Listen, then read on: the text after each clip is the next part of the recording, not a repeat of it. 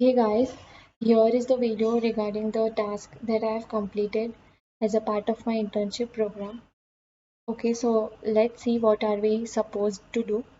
The task is to predict the optimum number of clusters and represent them. We will be using k-means clustering for this task. To be precise with the definition of k-means, it divides k-means divides the unlabeled datasets into k clusters such that the clusters in one group share same properties. We have used the iris dataset for this task. Let's see how the dataset looks like. So here is the dataset containing 4 features along with 3 species of flowers: Iris setosa, Iris versicolor, and Iris virginica. So we move on further. Beginning with the first step, we have imported all the required libraries, NumPy, Pandas, Matplotlib, and even imported dataset class from sklearn for importing the datasets. In the next step, we have imported the Iris dataset, and it is imported using this code. Using the df.head function, we have displayed the first 5 rows, and you can see the dataset looks something like this. Okay, we move on to the third step, which is very important step. uh, the value of k is predicted using the elbow method. We have implemented the same using this code. So the value of k is predicted using hit and trial method. Let's say we start with the minimum possible value of k, that is k equal to 1, which means that only one cluster will be formed for all the data sets. So in such the case, the variation will be maximum and it is considered as the worst case scenario. We gradually increase the value of k, that is k equal to 1, 2, 3, and so on.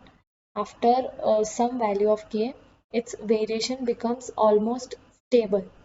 Okay, so we can conclude that that would be the value of k. So we have implemented using this code. In this first line of code, we have used the ilog function, in which we are extracting all the rows along with 4 columns to visualize the model. In the next step, we have imported the k-means class of scikit-learn.cluster library to form the cluster.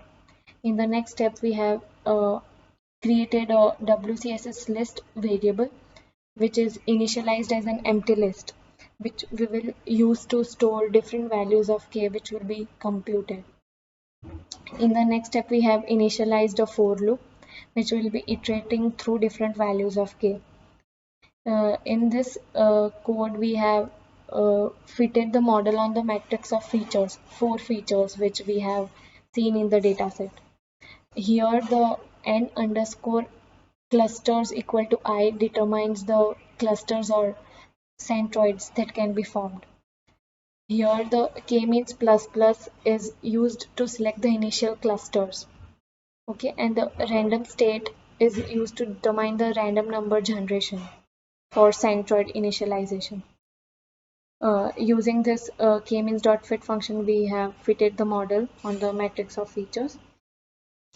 In case of k-means.inertia, we train the model using different numbers of clusters and we append its every value to WCSS list, which we have initialized earlier. Okay, and this statement of code is used to plot the graph between number of clusters and WCSS list. We have plt.title displays the given title, the elbow method graph. Okay, after executing the code, we got the below output, and we to generalize the statement, I can tell you that if the number of clusters increases, the variation decreases. Here the variation decreases till k equal to 3, after which the variation becomes almost stable. So we can conclude that the value of k will be 3 for this particular task. Okay, so here we got the value of KS3. So the next step is to train the model. To train the model, we will use the same line of code as we have used above. This same line of code as we have used above, but the value of I will be replaced by value of 3, as we got the value of k, and we know how many clusters are to be formed. So in the next statement, we have created a y underscore k means variable, which is a dependent variable and which is used to train the model. By executing this line of code, we can relate that certain species may belong to a certain group of clusters. Okay, for example, Iris setosa may belong to cluster 1, 2, or 3, and likewise. The last step is to visualize the clusters. As we have 3 clusters, we will visualize each of them one by one. We have used the scatter plot function of matplotlib for visualizing them. And in the next statement, we have written a line of code for each cluster ranging from 1 to 3. So here we got the output in which we can see 3 different clusters represented using different colors. Red is used to represent Iris setosa, blue represents Iris versicolor, and green represents Iris virginica. Yellow represents the arbitrary centroid we have chosen during each iteration. So this was the output we have got. So this was all about the video. Thank you.